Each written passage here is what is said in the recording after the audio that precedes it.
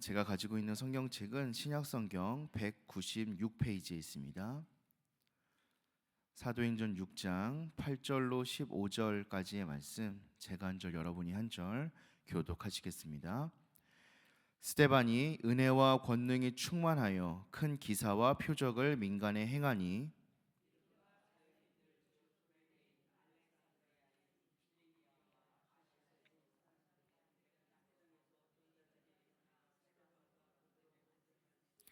스데반이 지혜와 성령으로 말함을 그들이 능히 당하지 못하여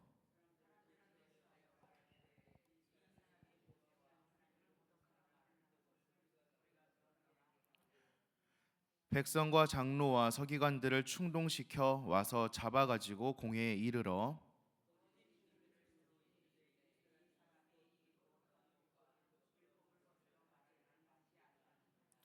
그의 말에 이 나사렛 예수가 이곳을 헐고 또 모세가 우리에게 전하여 준 규례를 고치겠다 함을 우리가 들었노라 하거늘 공회 중에 앉은 사람들이 다 스데반을 주목하여 보니 그 얼굴이 천사의 얼굴과 같더라. 아멘. 네. 어제까지 우리가 함께 읽었었던 리딩 지저스의 본문 사도행전 1장부터 5장까지의 말씀을 통하여서 이 누가는 사도들을 포함한 히브리 유대파 유대인들이 주축이었던 이 교회가 예루살렘 성전에서 어떻게 승리했는가를 보여주고 있습니다.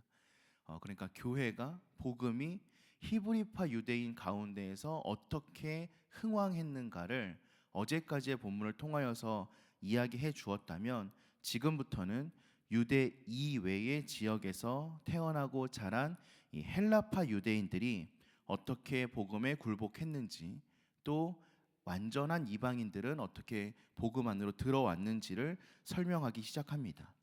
그리고 이 영적 싸움에 선봉에 섰던 사람이 바로 오늘 우리가 함께 읽었던 본문에 등장하는 스데반이라는 사람이었습니다. 이 베드로, 요한과도 같은 사도들처럼 스데반 집사 역시 예수님과 똑같은 사람이었습니다. 그래서 어떤 학자는 스데반을 가리켜서 예수님 판박이라는 표현을 사용하기도 했습니다. 누가는 이런 스데반의 모습을 좀 드러내기 위하여서 자신이 앞서 썼던 이 누가복음에서 예수님을 표현했던 그런 방식들을 조금 빌려오고 있는데요. 마치 갈릴리에서 예수님이 성령의 충만을 입고 기사와 표적을 행하셨고 유대인들과 논쟁하시면서 그들의 입을 다물게 하셨던 것과 같이 스데반은 은혜와 권능의 충만을 입어 큰 기사와 표적을 행했고 대적들의 입을 다물게 하는 장면을 기록하고 있습니다. 오늘 읽었던 표현 가운데 이 9절에요. 자유민들이라는 단어가 등장하는데요. 이 표현은 기원전 63년에 로마의 장군이었던 폼페이우스에 의해서 예루살렘이 정복당했을 때 로마로 끌려갔다가 해방되었던 사람들 혹은 그 사람들의 후손을 가리킵니다. 그러니까 스데반은 로마의 자유민들, 구레네 지역에 살았던 사람들, 이집트 지역 및 알렉산드리아 지역에서 온 사람들, 또 튀르키예 남부 지역인 길리기아 지역의 사람들, 튀르키예 동부인 아시아 지역까지 그때 당시에 예루살렘을 둘러싸고 있었던 모든 지역에서 온 사람들과 논쟁하였다라는 표현입니다. 그런데 그 가운데 그 누구도 스데반을 이길 수 없었습니다. 유대인이 예수님을 당할 수 없었듯이 세상에 속한 자들은 성령과 함께하는 사람들을, 이 믿음의 사람들을 감당할 수 없습니다.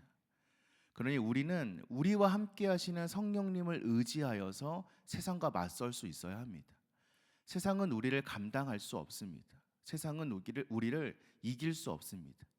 그들은 우리를 잡아먹을 수 있을 거라고, 우리를 넘어뜨릴 수 있을 거라고 우리에게 달려들지만 성령과 함께하는 믿음의 사람들은 반드시 승리할 것을 믿고 담대하게, 당당하게 세상에 마주하는 저와 여러분들이 되시기를 소망합니다.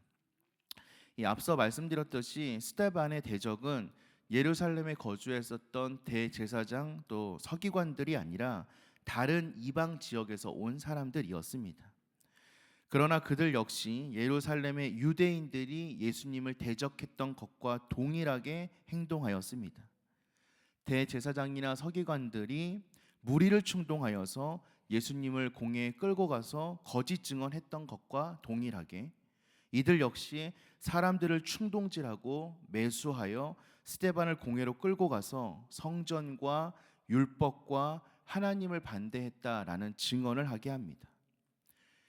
유대인들은 자신들이 하나님을 잘 믿고 있다라고 이야기를 하고 율법을 지키면서 살아간다라고 말하고 있지만 정작 자신들의 기반이 흔들리자 율법에서 그만 이 거짓 증거를 함부로 아주 마음대로 사용하는 모습을 보여주고 있습니다. 우리가 이러한 유대인들의 모습을 바라보면서 꼭 기억해야 하는 것은 진정한 신앙인이란 입으로 하나님을 고백하는 것이 아니라 하나님의 법도를 순종하면서 살아가는 것으로 판명난다라는 사실입니다. 그래서 우리는 우리의 삶이 어떠한가를 좀 돌아볼 수 있어야 합니다.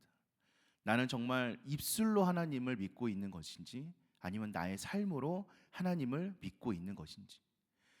삶으로 하나님을 따르고 순종하는 참된 그리스도인 신앙인들은 때때로 거짓 종교인들에 의하여서 핍박을 받기도 합니다. 왜냐하면 입술로 하나님을 믿는 사람들은요 그렇게 살 수 없기 때문입니다. 그러니 그것이 눈에 이 세상적인 표현으로 가짜나 보이는 거죠. 너만 예수 믿냐? 나도 예수 믿는다 라고 하면서 핍박하고 해코지할 수 있습니다. 하지만 그런 순간에 우리는 주님께서도 그런 일을 당하셨다라는 사실을 기억할 수 있어야 합니다. 그리고 그런 핍박이나 해코지를 두려워하지 않을 수 있어야 합니다. 스데반은 예수님과 같은 권능을 부여받고 또 예수님과 같은 고난을 당하면서 공회에서 억울한 재판을 받게 되었습니다. 하지만 성경은 거기에서 멈추지 않습니다. 하나님께서 그에게 예수님과 같은 영광을 주셨습니다.